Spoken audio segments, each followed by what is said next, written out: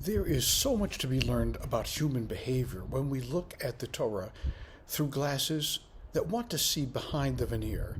This week certainly is no exception. When we read Tissa, when Moses ascends the mountain and then comes down from the mountain and is horrified to find that in his absence the Jews have erected a golden calf, dancing around it, saying, "This is the God that redeemed us from Egypt." It's not necessarily that which I think gives the greatest understanding of human behavior, that they went the wrong direction, but what happens as a result. God says to Moses, for example, "Heref mimeni, go away from me, so that I can destroy the people who do not deserve to live."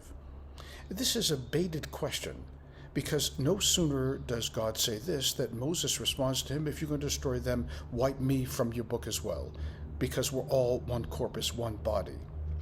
And then the Gera Rebbe goes further to tell us that of all of the hundreds of thousands of Jews that were gathered around, well, actually millions of Jews that were gathered around the mountain that took place in this sin, only 3,000 ultimately were punished.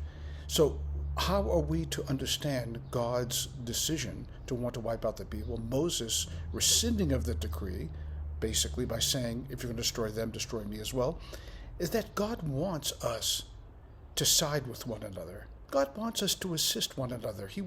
God was just waiting for somebody to stand up, like all the Levites that also took the side of Moses, all of them to a person. God wants that to happen.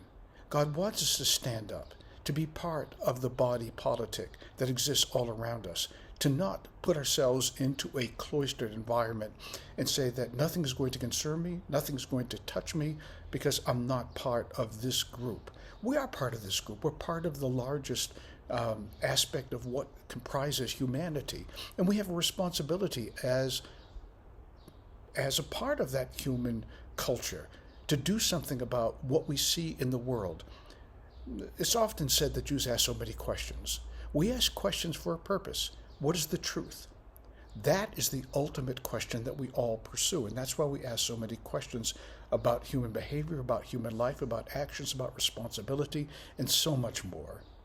We have a responsibility towards ourselves, so much more than just the self, others as well. There's a wonderful story, very simplistic, but a wonderful story that's told in the Talmud about a boat, where people are sitting in the boat, and then somebody takes out a drill and starts drilling a hole under their seat.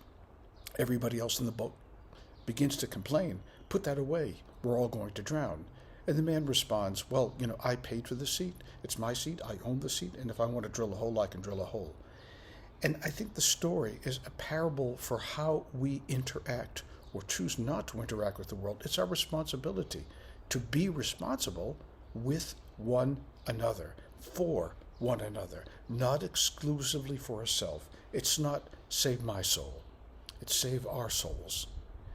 To wit, I want to share with you a story that I heard several years ago about a very prominent New York rabbi by the name of Riskin that was traveling to Israel on a plane, and he fell asleep. As often happens on an El Al flight, when time passes, people gather together and want to form a minyan, that is to say, a quorum to daven, to pray on the plane. And Riskin was sound asleep, and then somebody is kind of feeling his body, and he kind of wakes up startled, says, "What are you doing?" He says, "I'm checking to see if you're wearing tzitzit, the fringed corners that we're supposed to wear under our clothes to always remind us of God's mitzvot and presence in our life." "So why are you doing that?" says Riskin. "Why are you feeling my tzitzit?" "Because I wanted to find out if you were a kosher Jew or not. If you're a kosher Jew, then I'd wake you up for the minyan. But if you're not a kosher Jew, why bother?" Riskin then turned over and said, "Let me sleep. I don't want to be part of a service or a minyan or a quorum that's going to daven, that's going to be so exclusive. I want to be part of my people. Wake me up when there's a real service, a real minyan that involves everybody, not an exclusive group of people that feel that they have priority in the world and in life." This is the story of Moshe Rabbeinu. This is the story of Moses, who defends the people. This is the story of the largest segment of the Jewish people that may have taken part in the golden calf, may have looked as onlookers, but refused in the final analysis to take the side of those individuals who were staunchly against the godliness that it would inhere inside of every soul of every Jewish person and in the future of the Jewish people. They stood back and they said, this is not us. What is us? The choice is ours every single day to answer Cain's cry and respond with the words of affirmation. Yes, I am my brother's keeper.